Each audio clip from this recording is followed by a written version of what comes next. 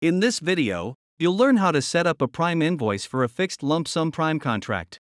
Remember that before we can issue a prime invoice, the prime contract must be entered in Sage Construction Management with an approved status and status date. We're going to select Mountain Park Plaza from the list. From the project home page, we'll go to the prime contracts in Favorites. We have several contracts here. Select columns and add the contract type to the grid. The prime invoice process differs by contract type, so this lets us know what type of invoice to create for a given prime contract. Please note that you'll want to confirm any prime change orders are completed and approved before you initiate the prime invoice wizard. Go to Contract Administration, using the breadcrumbs, and then scroll down to Prime Invoices in the Stats section. Select the Actions button to the far right, and select Add Manually. The other option is to add from a work order, and we'll talk about work orders in a later lesson as well. In the first window of the wizard, if the project has only one prime contract, it will be selected. If it has multiple primes, select the one you want to invoice against. In this example, we'll select prime contract number 1, which is a fixed lump sum prime contract. Once you do that, much of the remaining information is filled in, such as the client and contractor information. Compare the order number and the invoice number. These are two different things. The order number determines which invoices contribute to the previously invoiced amounts you'll see for the invoice. Any invoices with an order number lower than the current one will be included, whereas ones with a greater number will not. Let's walk through an example. If we've already entered 3 prime invoices with order numbers 1, 2, and 3, then the invoice amounts from all 3 will be reflected in the previous total column in the invoice. On the other hand, if we numbered the first 3 invoices 1, 2, and 4, and then later enter an invoice with order number 3, only the first 2 invoices are included in the previous total amounts. You should accept the default order number that Sage Construction Management fills in automatically, except in very unusual circumstances. If this order number is out of sequence, the previously invoiced totals will be incorrect. The invoice number can be a format you choose, and you can set it up in Settings. You saw the Company Settings numbering page in the lesson on prime contracts, and we'll look at it again at the end of this lesson.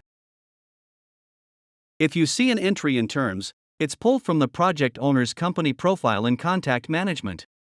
If no default terms are set up in the company profile, you can select payment terms for this prime invoice.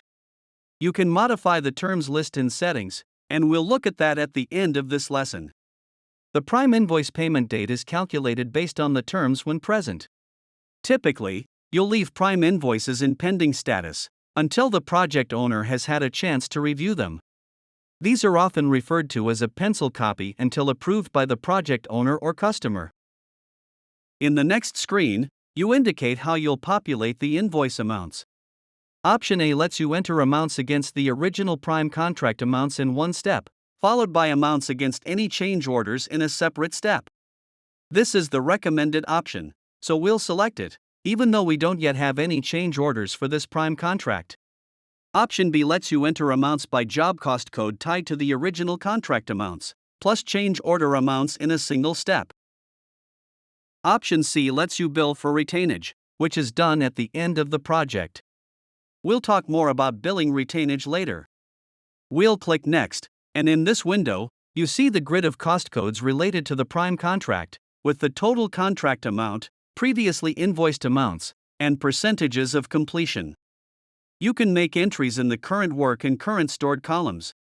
Stored amounts reflect a charge for materials set aside, or stored, for the project to ensure sufficient quantities are available when needed on the job. When you set up the prime contract, you can enter different percentages for work retainage and stored material retainage. We have a couple of options for populating these amounts. We can select the checkbox for multiple cost codes and click Bulk Action to enter a percentage that applies to all of the selected cost codes. We can simply enter dollar amounts in the current work and current stored columns, and the percent complete value will be filled in.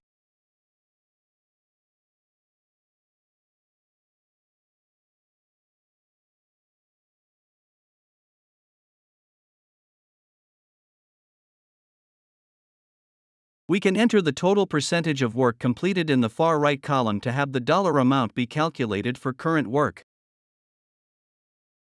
If we do it this way, the total amount will be entered in the current work column, and we'd need to make any adjustments for current stored materials if those items also apply.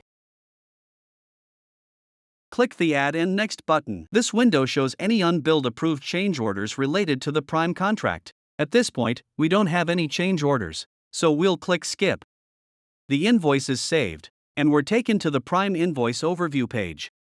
If we need to make changes to the header information, or add comments to the invoice, click Edit. We'll mark this prime invoice as approved.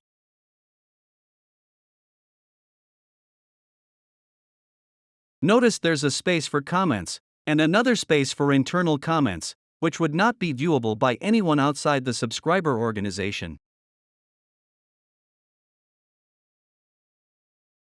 In the middle area of the window, we have several formats for viewing the invoice details if we need to modify amounts. We can edit the values in the invoice lines here, and if we need to enter new lines, select the Add Import button. If we need to include a lien waiver to be signed along with the invoice payment, we can also generate the lien waiver form by selecting Reports, then Prime Invoice Lien Waiver. Notice that we can select one of the 4 types of lien waivers: conditional progress, unconditional progress, conditional final, or unconditional final. Just a note here, the lien waiver templates provided with Sage Construction Management are only for demonstration. Lien laws vary by state or province, so we shouldn't rely on these sample templates as a legal format. In the video on Prime Invoice settings, we'll walk through where we can upload our customized lien waiver formats. We'll select Conditional Progress and save this PDF to linked files. To do this, we must go to the Export Option field drop-down menu and select the option Save PDF to Linked Files. Now let's scroll down to Linked Files. Select the ellipse button to the far right and select View from the menu, which opens the PDF of the lien waiver in another tab of our browser. Clicking the name of the document takes you to the prime contract invoice linked file detail, not the view of the document. If we have DocuSign set up to integrate with Sage Construction Management, we can use one of the DocuSign templates to collect an electronic signature on the lien waiver form. Let's walk through the process of saving this prime invoice to linked files, and then email it to the project owner.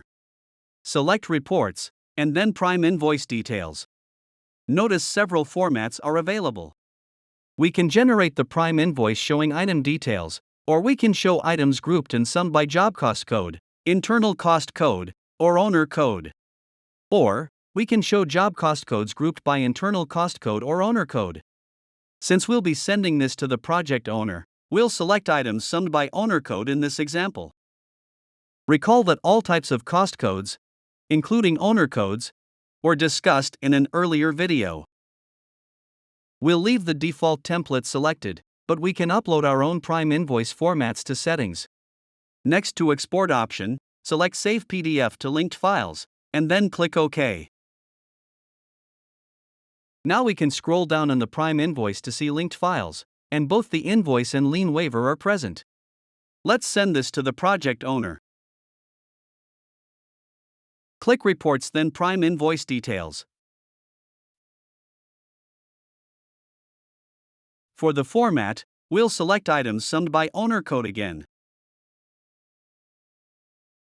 For the export option, select Email PDF.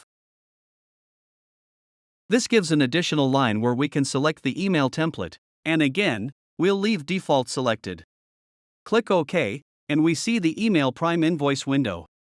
We can modify the recipients and CC lists. Verify that the prime invoice and lien waiver will be included as attachments, and scroll down to see the email template. Click Send Email. When the email is sent, we can scroll down in the prime invoice window to see that the email has been recorded as sent.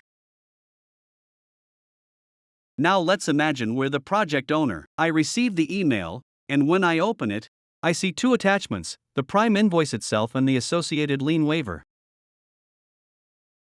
In this video, we learned how to create a prime invoice for a fixed lump sum prime contract.